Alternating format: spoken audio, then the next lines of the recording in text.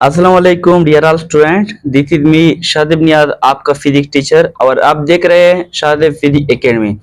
आज के लेक्चर में हम अगेन से डिस्कस करते हैं part 2 nuclear physics MDCAT MCQs class 12 physics के।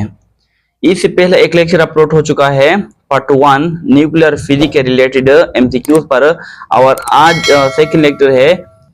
इसमें भी हम डिस्कस करते हैं न्यूक्लियर फिजिक्स के टॉप एमसीक्यूज। तो चलिए स्टार्ट करते हैं आज का लेक्चर। हमारे पास सबसे पहला एमसीक्यू आता है, which radiation generally has the greatest penetrating power. इसमें से कौन सा रेडिएशन का ज्यादा पेनेट्रेशन पावर है, यानी ग्रेटेस्ट पावर है, पेनेट्रेटिंग पावर। अल्फा का, बीटा का, गामा का, ऑल हैव सेम पेनेट्रेशन। सबसे पहले आपको पेनेट्रेशन पावर के बारे में पता होनी चाहिए कि पेनेट्रेशन पावर होता क्या है। डियर स्टूडेंट, पेनेट्रेशन पावर जो है the ability of a radiation to pass through matter without stop और ऑब्जर्व, यानी वो पावर जो रेडिएशन एक मैटर से गुजरते हैं विदाउट स्टॉप और observe in the matter, this power is called penetrating power. तो अगर आप इनको देखें, गामा रेस का ज्यादा पेनेट्रेशन पावर है as compared to beta and alpha. तो यहां पर हम करेक्ट करते हैं, C option is correct. Next MCQ है, which radiation generally has the greatest ionising power. कौन सा किसका ज्यादा आयोनाइजेशन पावर है, कौन सा रेडिएशन का, अल्फा, बीटा, गामा या all are have seeming ionization power.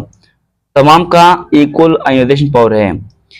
Ionisation power and penetrating power क्या है, आपस में इनवर्सली है।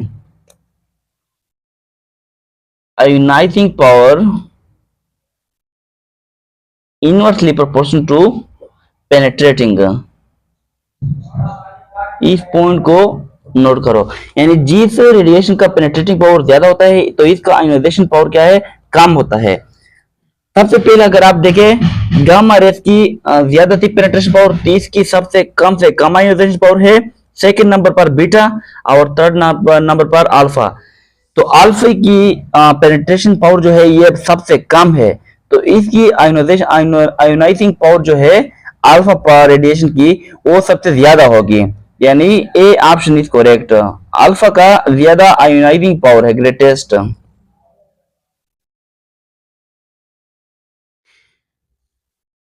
नेक्स्ट एमसीक्यूज है, a common medical use of radiative radiation.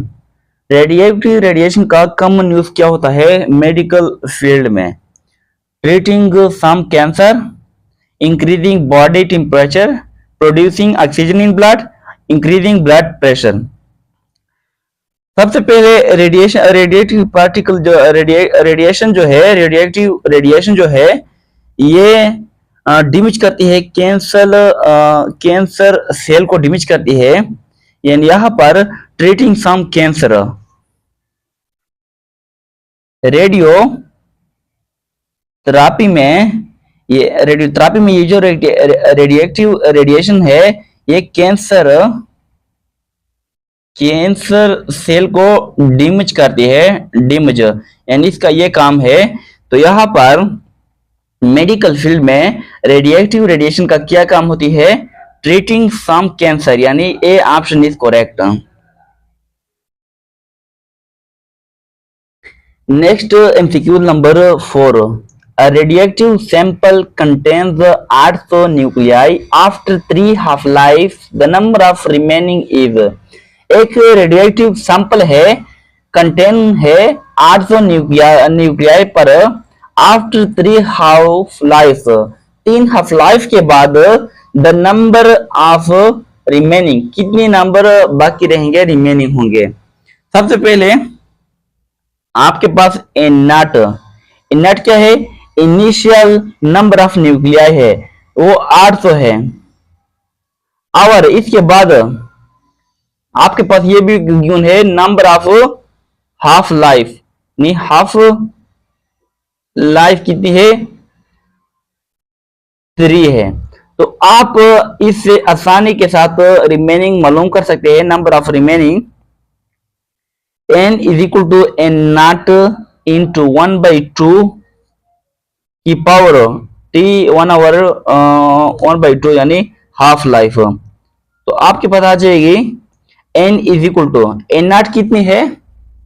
800 nuclei into 1/2 की पावर हाफ लाइफ कितनी है, की तादाद कितनी है? n की तादाद 3 है। तो n is equal to 800 into, अगर आप 3 का पावर 1/2 पर ले यानी 1 की पावर 3 पर ले तो फिर 1 आ जाएगी, और ये पावर 2 पर ले 3 दफा 2 को मल्टीप्लाई कर ले तो फिर 8 8 एक 8 और 100 8 800 यानी 8 पर डिवाइड किया, n कितना होगा? 100। यानी बाकी जो रिमेनिंग है, वो नंबर ऑफ रिमेनिंग है, वो आपके पास 100 आ जाएगी आफ्टर 3 हाफ लाइफ।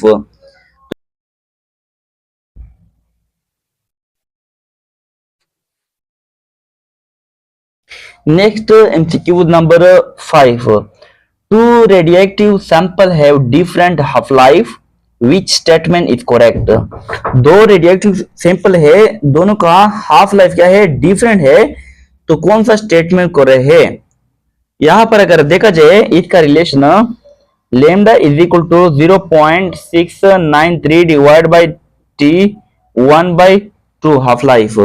यानी ये क्या है? हाफ लाइफ है, और ये क्या है? डिके कांस्टेंट है। तो डिके कांस्टेंट और हाफ लाइफ में क्या रिलेशन है? इनवर्स रिलेशन है 1/2। अगर ये इंक्रीज होगा तो फिर ये डिक्रीज होगा, अगर ये इंक्रीज होगा तो फिर ये डिक्रीज होगा। तो इन गिवन ऑप्शन में से देखे बी ऑप्शन को, the sample with shorter half life, जिसका शॉर्ट हाफ लाइफ हो यानी ये काम हो, हैज लॉन्गर डिके कांस्टेंट, तो फिर डिके कांस्टेंट इंक्रीज होगा।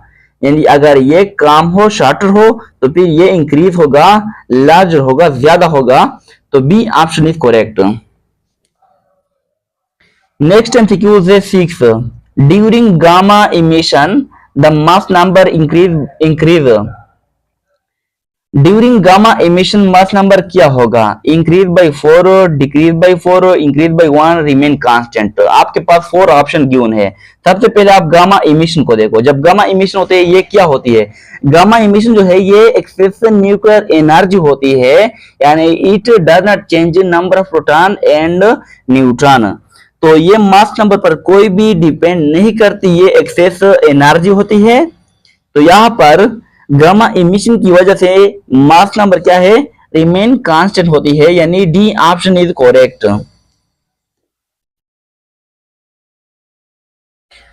Next MCQ number 7. If 75% of radioactive sample has decade the friction remaining is.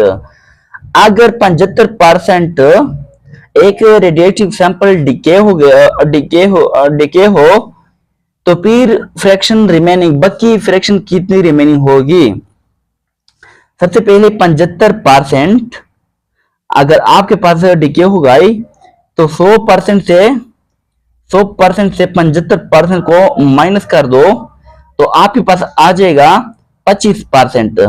और 25% को हम लिख सकते हैं, 25% को 25 डिवाइड बाई 100, यानी 25 के 25 25 4 100 1/4। तो आपके पास जो रिमेनिंग फ्रिक्शन है वो क्या होगा? 1/4 होगा, यानी बी ऑप्शन इज करेक्ट।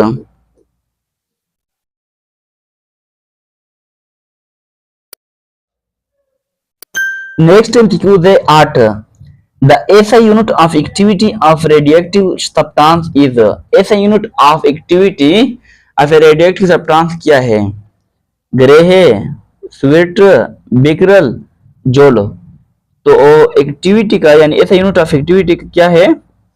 बिकरल है, क्योंकि 1 बिकरल बराबर होता है 1 डिके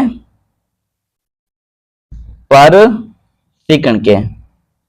तो यहां पर C option is correct. Next MCQ number 9. If the mean life of radioactive substance is 2 years, it's half life is approximately.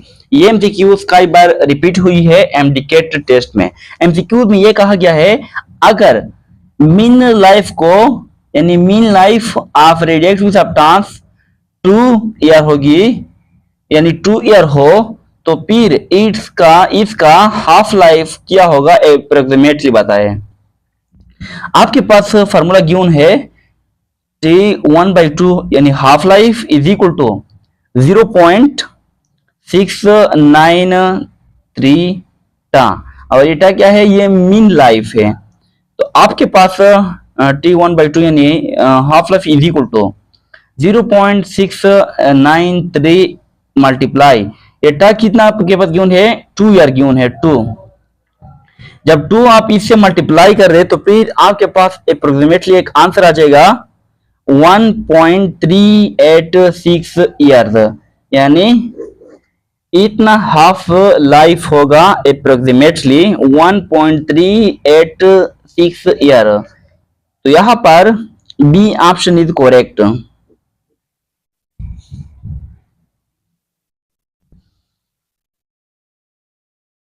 Last MCQs हमारे पास गिवन है MCQs number 10, which radiation is electrically neutral. कौन सा radiation electrically neutral होगा, alpha beta gamma. तो यहाँ पर electrically कौन सा गिवन होगा, अगर आप अल्फा पार्टिकल को देखें तो इस पर चार्ज गिवन है, यानी ये तो इलेक्ट्रिकली न्यूट्रल नहीं है, गलत ऑप्शन है। बीटा बार भी चार्ज है, ये भी नहीं है। गामा रेस क्या है, ये इलेक्ट्रिकली न्यूट्रल पार्टिकल है, क्योंकि गामा क्या है, it is basically made up of photons and it has no charge. इस पर कोई चार्ज नहीं है, ये फोटॉन से बने होते हैं। तो गामा रेस क्या है, ये इलेक्ट्रिकली न्यूट्रल होती है। तो यहाँ पर C option is correct. Dear student, ये था आज का लेक्चर, सेकंड पार्ट था न्यूक्लियर फिजिक्स एमडीकेट एमसीक्यूज के बारे में। उम्मीद है आपको इस चैप्टर में कोई भी मसला नहीं हो। अगर फिर भी कोई कंफ्यूजन हो इस चैप्टर के एमसीक्यूज में तो फिर आप कमेंट सेक्शन में जरूर पूछ सकते हो।